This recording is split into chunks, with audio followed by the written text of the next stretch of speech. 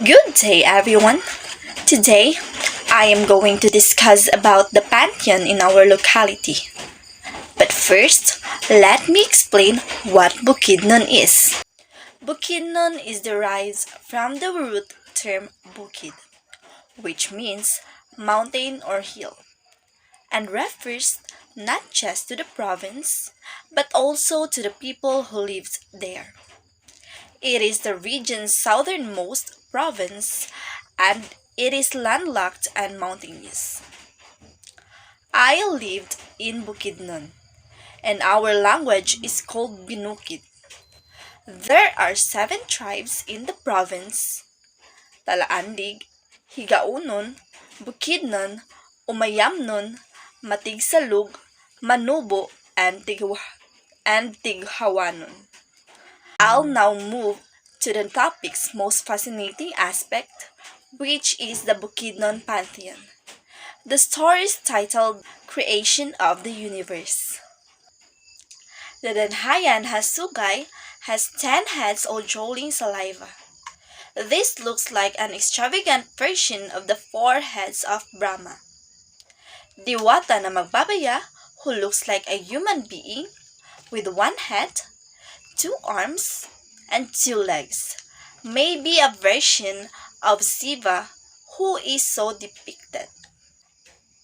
Agtayabun seems to be a composite of Shiva and Vishnu. He has the Garuda's hawk-like head and also the dancing motion of Shiva, Lord of cosmic dance. In the beginning, there was only a small circular space of intense brightness called a Pantheon. It was surrounded by a rainbow, and only 3 beings existed. One was the Supreme Planner, a good being that looks like a man. His name was Diwata na magbabaya, which means pure God who will all things. The bad being also had a human body, but he had 10 heads, continuously drooling sticky saliva.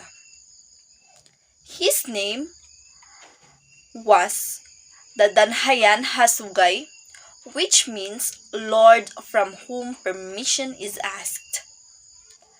Agtayabon, on the other hand, means advisor or peacemaker.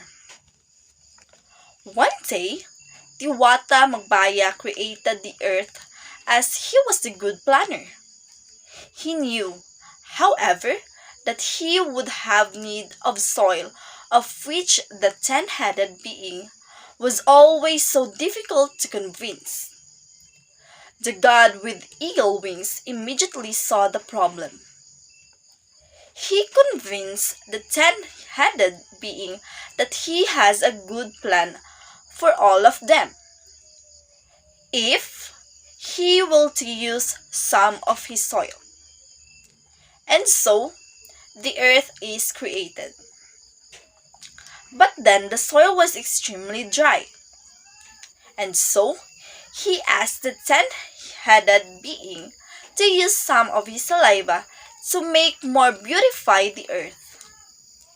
So, after asking, he then mixed the soil and the saliva, and there was a rainfall.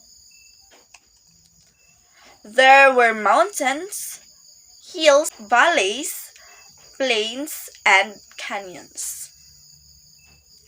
Enough water still remained for streams and rivers which flowed into a big hole called the ocean. Lush green grass, trees, and flowers sprang from the earth and enveloped it. The earth had indeed become beautiful. The 3 beings were delighted. They called the place Haldan sa Paraiso, which means Garden of Paradise. The 3 walked around the beautiful garden. They gathered some earth to serve as the flesh, and water to serve as blood.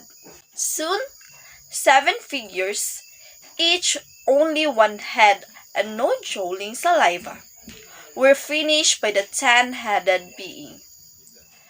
The 3 beings were pleased with the result.